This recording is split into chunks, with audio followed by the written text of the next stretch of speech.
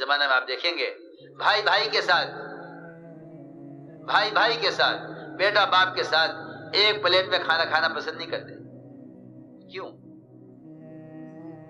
اس لیے کہ مسلمان کو بکھیرنے کے لیے انہیں یہودیوں کے طریقوں پر لے جانے کی ضرورت ہے.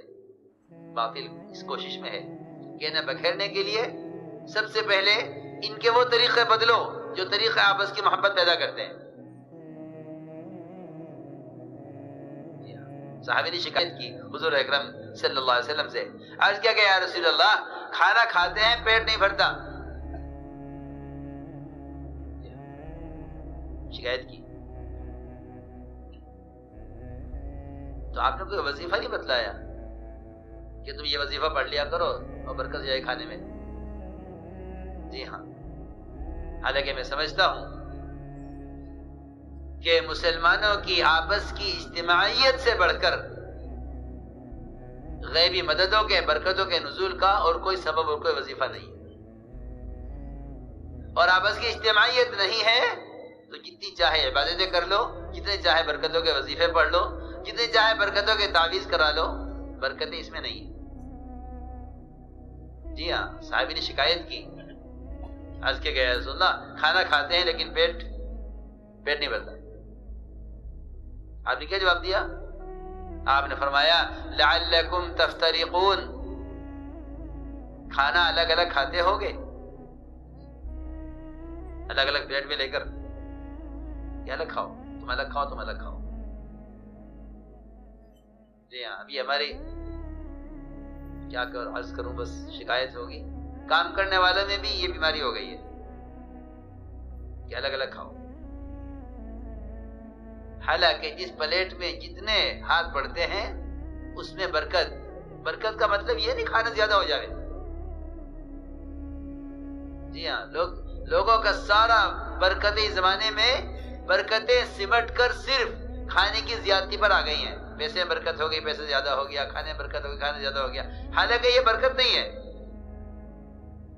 صحابہ کے بہت قصے ہیں ایسے کہ جس میں برکت کا مطلب کھانے کا بڑھنا نہیں ہے. کھانا بھی اتنا ہی تھا لیکن سب کے لیے کافی ہو گیا، کھانا بڑھا نہیں. کہیں کھانا بڑھتا نظر بھی آیا ہے لیکن بہت سی جگہ آپ دیکھیں گے صحابہ کے واقعات میں کھانا بڑھا نہیں. تو میں عرض کر رہا تھا کہ لوگ برکت زیادتی کو سمجھتے ہیں کہ مال کی زیادتی برکت ہے. نہیں، مال کی زیادتی برکت نہیں، بلکہ برکت کسے کہتے ہیں؟ برکت کہتے ہیں امن اور سکون کی زندگی کو. برکت کہتے ہیں امن اور سکون کی زندگی. برکت امن اور چین کی زندگی کا نام ہے.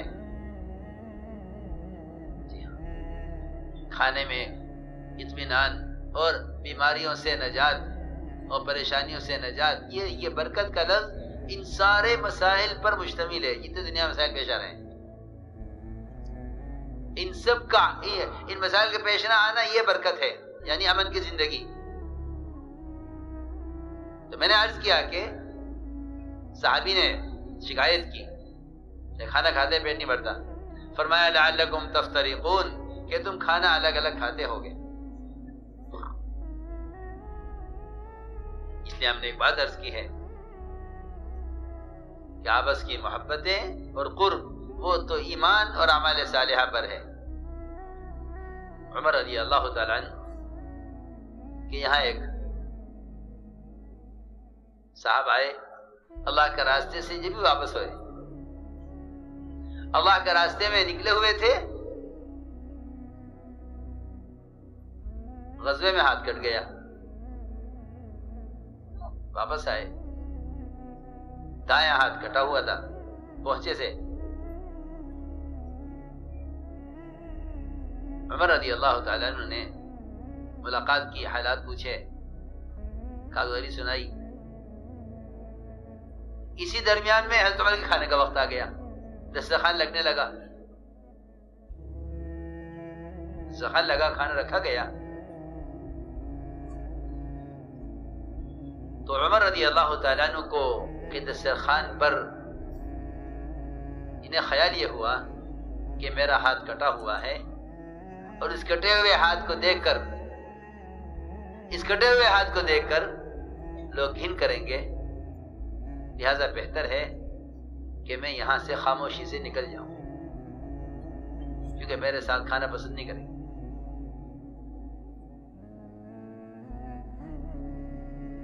عمر رضی اللہ تعالیٰ عنہ نے سمجھ لیا کہ یہ آدمی جو ہٹ رہا ہے یہاں سے، یہ اس لیے جا رہا ہے کہ میرے کٹے ہوئے ہاتھ کی وجہ سے میرے ساتھ کھانا کھانا پسند نہیں کریں گے۔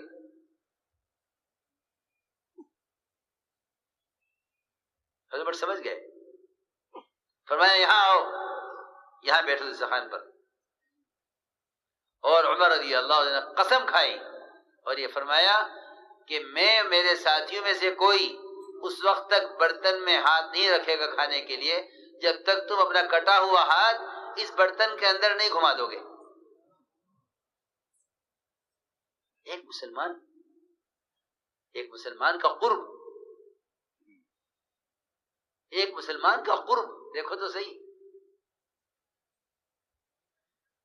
جی ہاں، وہ تو ہم بات ہے، ایک مسلمان کا قرب کہ میں اس کی اتنا قریب ہوں، یہ گھبرا رہا ہے میرے ساتھ کھانا کھانے سے کہ میرے کٹے ہوئے ہاتھ سے لوگ گھن کریں گے، مجھے دسترخوان پر نہیں بیٹھنا چاہیے۔ وہ تو دسترخوان پر بیٹھنے سے بچ رہا۔ حضرت عمر نے کہا میں نے قسم کھا لی ہے جب تک تو ہمارے کھانے میں اپنا کٹا ہوا ہاتھ نہیں گھما دے گا ہم میں سے کوئی کھانا نہیں کھائے گا۔ سوچو تو صحیح، ایک مسلمان کا قرب حاصل کرنے کے لیے اور ایک مسلمان سے اپنی محبت کو ظاہر کرنے کے لیے،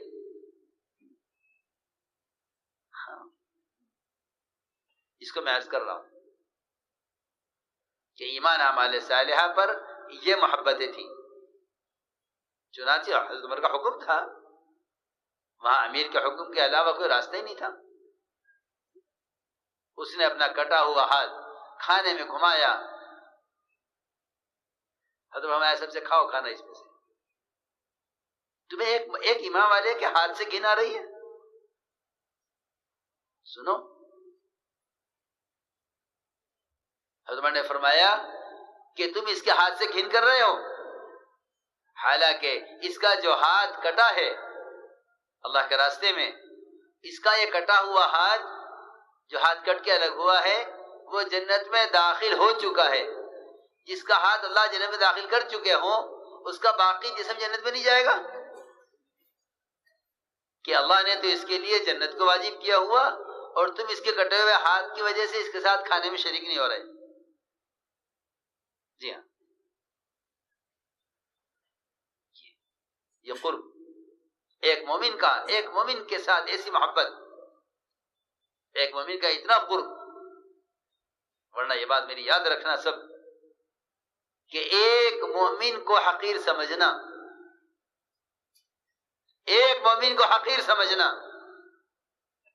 ایک مومن کو صرف حقیر سمجھنا اسلام سے مرتد ہونے کا سبب ہے۔ سنو میں کیا کہہ رہا ہوں، ایک مومن کو حقیر سمجھنا اسلام سے مرتد ہو جانے کا سبب بن جاتا ہے۔ اور ایک مومن کے قتل پر اگر تمام آسمان کی مخلوق اور تمام زمین کی مخلوق جتنے آدم علیہ السلام سے لے کر قیامت تک پیدا ہو، اگر یہ ساری کی ساری مخلوق اگر صرف ایک مومن کے قتل پر جمع ہو جائیں کہ اس کے قتل میں ان سب کا ہاتھ ہو تو اللہ تعالی ان سب کو جہنم میں ڈالیں گے۔ ایک مومن اللہ اکبر، سوچو، ایک مومن کا یہ مقام ہے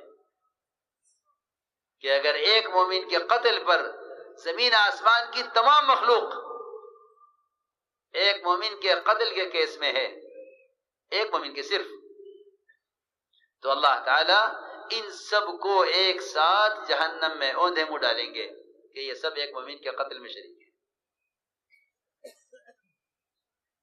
یہ سب مقامی، کوئی ایمان اور مومن کوئی معمولی چیز ہے؟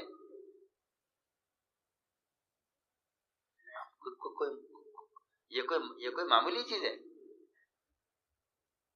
لیکن وہی بات ہے کہ نہ ایمان کی تحقیق ہے اور نہ مومن کی خبر ہے کہ ایمان کسے کہتے ہیں، مومن کسے کہتے ہیں۔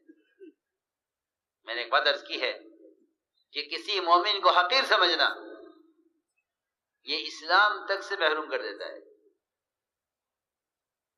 حضور اکرم صلی اللہ علیہ وسلم نے جو امت بنائی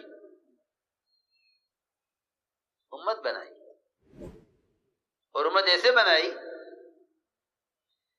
کہ جو ان کے قبیلے کے، ان کی قوم کے، ان کی زبان کے، ان کے رنگ کے، ان کے ملک کے نہیں تھے،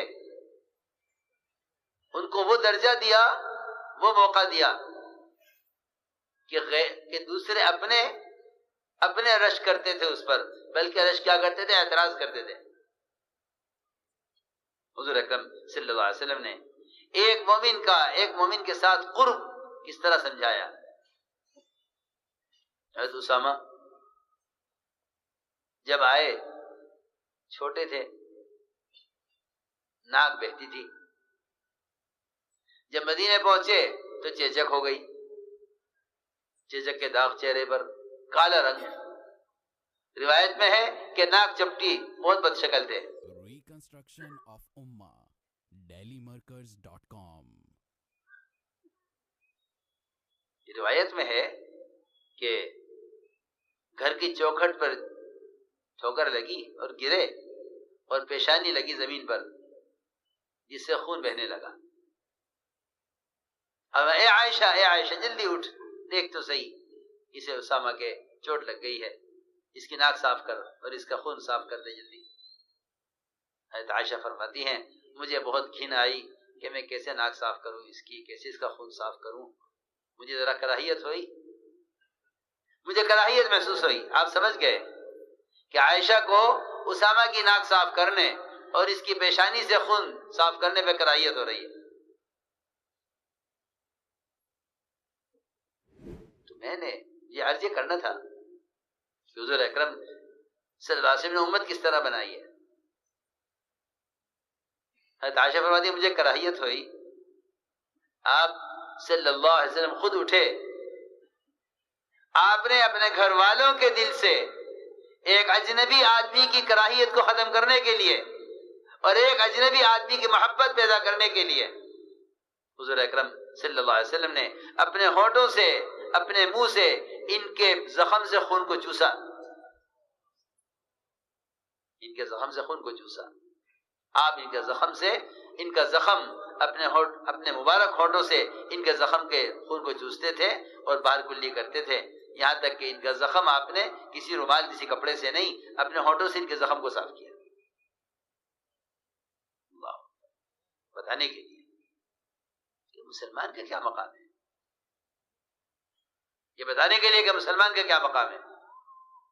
اجنبی ہے، دوسرے قبیلے کا ہے، دوسری قوم کا ہے، دوسرے رنگ زبان کا ہے،